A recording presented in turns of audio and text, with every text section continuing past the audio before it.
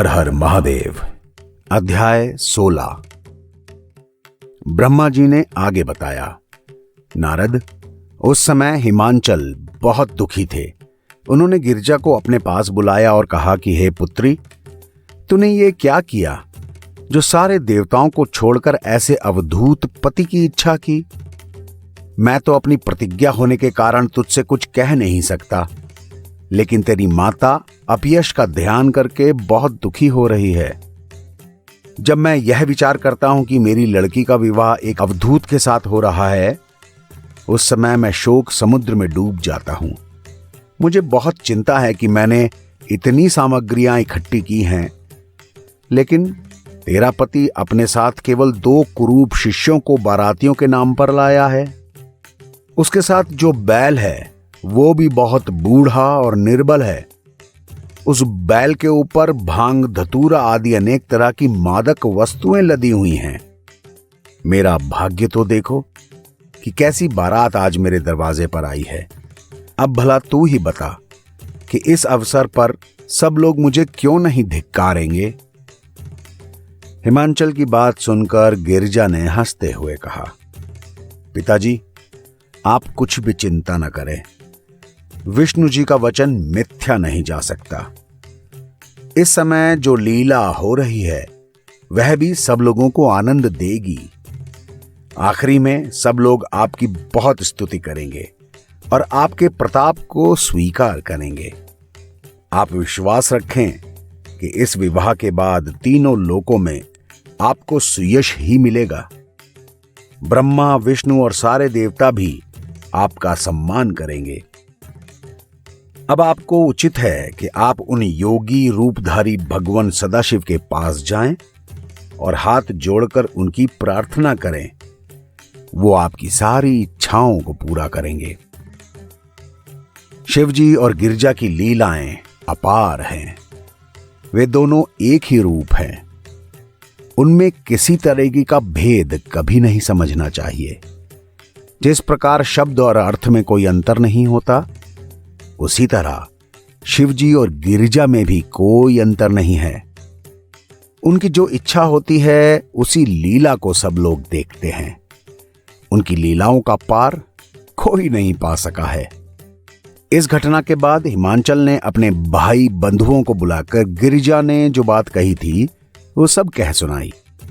फिर कहा, भाइयों, वह योगी अवधूत का स्वरूप बनाए हुए एक निर्बल बैल और 2 छोटे छोटे बालकों को साथ लिए हुए आया हुआ है। अब आप बताएं क्या किया जाए? हिमाचल की बात सुनकर सब पर्वतों ने इस तरह से कहा, हे राजन, हमें सर्वप्रथम उस योगी के पास चलकर उसकी परीक्षा ले लेनी चाहिए। यदि उसमें कोई बुराई ना हो तो उसके साथ गिरिजा का विवाह करने में कोई हानि नहीं है। यह सुनकर हिमाचल अपने साथ कई लोगों को लेकर शिव जी के पास जा पहुंचे और हाथ जोड़कर प्रणाम करने के बाद चुपचाप खड़े हो गए। उस समय शिव जी ने ऐसी लीला की कि शुक्र और शनिश्चर, जो शिष्यों की तरह उनके साथ थे, उनके पास आ गए और रोने लगे। उन्हें रोते हुए देखकर शिव जी ने कहा, हे बालकों, तुम लोग रोना धोना बंद करके खेलो कूदो, लेकिन मेरे से बहुत दूर मत जाना। देखो, मैं अकेला निर्धन मनुष्य हूं। तुम भी मुझे बड़ी कठिनाइयों से मिले हो। देखो, तुम बैल की भी देखभाल करना, क्योंकि नशे में चूर होने के कारण इस समय मैं उसकी देखभाल नहीं कर पा रहा हूं। इस तरह नशेबाजों की तरह बात करते हुए शिवजी ने हिमांचल आदि के सामने उन बालकों से बहुत सारी बातें की, लेकिन वे बालक लगातार रोते रहे। उस समय शिवजी ने उनसे पूछा तो उन्होंने बताया, बाबा, हमें तो भूख लगी है। हम भूख से मरे जा रहे हैं। अब या तो आप हमें कुछ खाने के लिए दीजिए, नहीं तो हम तो रोते ही रहेंगे। यह सुनकर शिवजी ने कहा, बच्चों, मेरे पास तो खाने के लिए कुछ भी नहीं है, लेकिन तुम कुछ देर और ठहरे रहो। हिमांचल के घर में खाने पीने की बहुत सी चीजें बन रही हैं। जब गिरिजा के साथ मेरा विवाह होगा उस समय तुम्हें भी बहुत सारा भोजन मिल जाएगा। यह सुनकर दोनों चेलों ने कहा, बाबा, विवाह में तो अभी बहुत देर है, तब तक हम भूखे नहीं रह पाएंगे। कई दिनों से भोजन नहीं मिला है, इसलिए आप कुछ ना कुछ खाने का प्रबंध तो करो। हिमांचल ने जब उन दोनों बालकों की ये बात सुनी तो शिवजी से कहा, प्रभु, यदि आपकी आज्ञा हो तो हम आपकी ये दोनों शिष्यों को अपने साथ घर ले जाकर भोजन करा लाएं।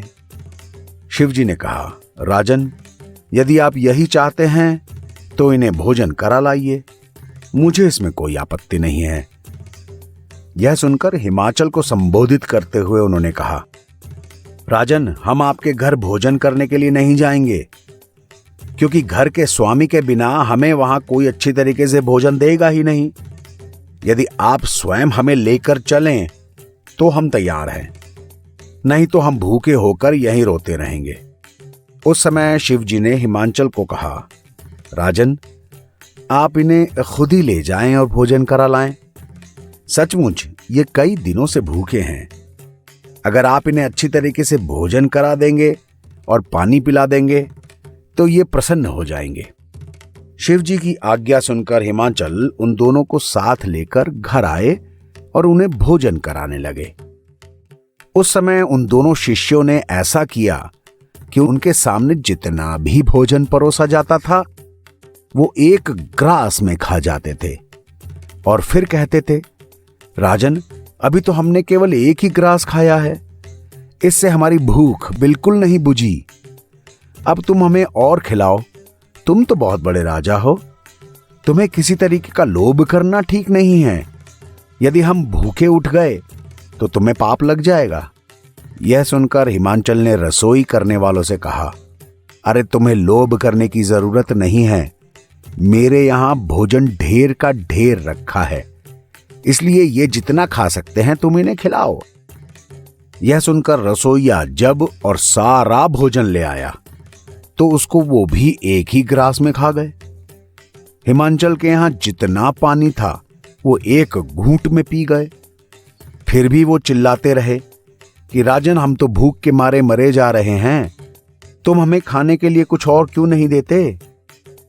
यह सुनकर हिमांचल बहुत चिंतित हो गया और कच्चे अन्न का जो भंडार उसके यहां लगा हुआ था वो भी उन्हें खिला दिया। जब राजा के घर कुछ भी न बचा तब भी वे भूख भूख चिल्लाते हुए और रोते हुए वहां से लौट पड़े और अपने गुरु के पास जा पहुंचे। शिवजी ने जब उन्हें देखा तो पहले तो बहुत हंसे, उसके बाद उन्होंने अपने झोले से निकालकर उन्हें एक जड़ी दी, जिसे खाते ही उनकी भूख शांत हो गई।